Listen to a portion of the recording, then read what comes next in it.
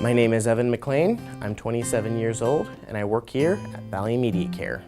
I like the type of work I get to do, which I feel is a lot more interactive and a lot more engaging, and I feel a lot more independent doing it. Well, Evan was a very happy child and always very considerate and very sweet. But probably the biggest challenge we had was that Evan was different. And as a result, he really didn't have many friends. So I first met Evan about 6 years ago. He had some job experience before, but it was very short-lived. We got to know him through our assessment and discovery process, his skills and abilities, and how those would match with a community business. We were able to pretty quickly find him a position. Our employees from Living Opportunities come with a wealth of support behind them. There's always a job coach that comes in and they'll work with that employee as long as it takes to be able to make sure that they feel comfortable in their role, that they have the tools that they need to succeed, and that they feel like they're going to excel in whatever job that they're doing here. We as a team got to attend his wedding, which was a huge honor to be invited to participate in that. I met my wife back in 2015, and we hit it off pretty quickly. We were both nerds together, so it wasn't hard. And just last October, we got married, had a lovely honeymoon in Los Angeles, and we're currently looking to find our own apartment, but until then we are sharing a nice good place with some roommates. One of the things I most admire about Evan is his motivation and his ability to set goals and to move toward them.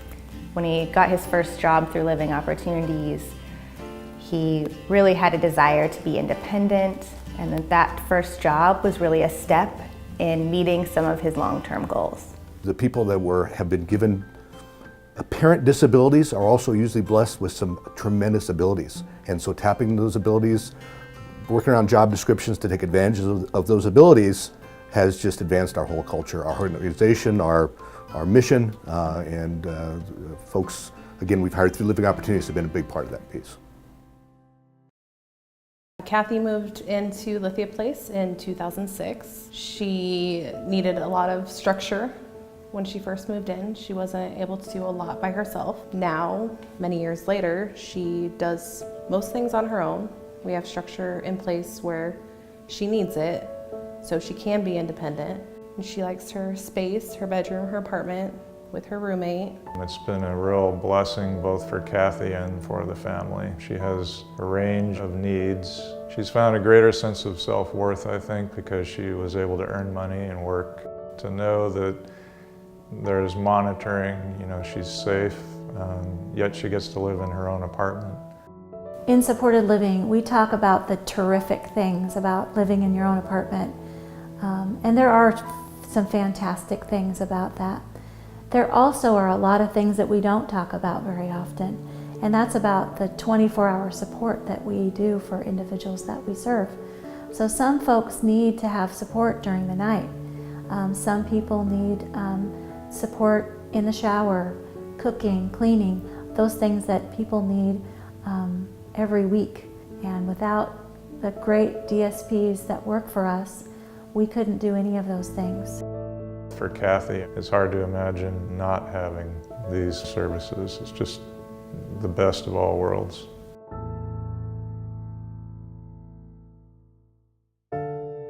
A Living Opportunity provides wonderful residential support for my brother Job. He has lived in other places, and by far this is the best place that he's lived. The staff there is family. Amy, that runs the house there, she is wonderful. They all care deeply for Job. When I first met Joby, he is in a wheelchair, of course, and he needed quite a bit of care. A couple years ago, he started to decline a little bit in his health. Now he, needs help with his airway breathing clearance system, and really his lungs need quite a bit of help during the day. I think there's so much seriousness in someone who's medically fragile. It's serious business. There's no doubt about it. And they try to balance that a little bit by playing with them and connecting with them in ways that I think the human spirit needs, just at a fundamental level, regardless of whether you experience disabilities or not. He, one time, a couple years ago, said, when we were talking about vacation, what do you want to do? And he just said, touch ocean. I was like, okay. And then do you want to touch the ocean? And he's like, yeah. And I'm like, okay. So he'd never even really touched the ocean, been able to. So he's a man in a wheelchair. There's sand, there's obstacles. When that wave goes over his feet, he isn't just the guy in the body that doesn't work in the wheelchair. He's free. He's got the ocean going over his feet, and you can just see the wave of wow go over him. I got the text that she sent out when he was in the water touching the ocean, and I was a sobbing mess. And to get to hear him laugh and squeal with delight, I mean, that's profound for people who work with Job as well. It's absolutely important to take the physical care of the person, but even a bigger picture of that is that you need to take care of the emotional and the spiritual part of that person also. A lot of people might not see it, but he definitely is intelligent and knows everything that's going on around him and remembers everything.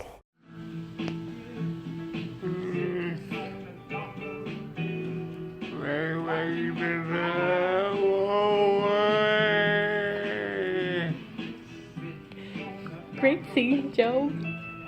Wasting time.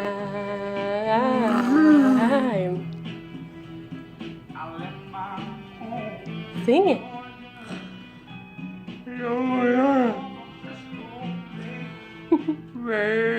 The one thing I think we really do for Job that he couldn't really get anywhere else is that he is never alone. If he needs us, we're here for him. We're always going to try our very, very best to make sure that he never feels alone.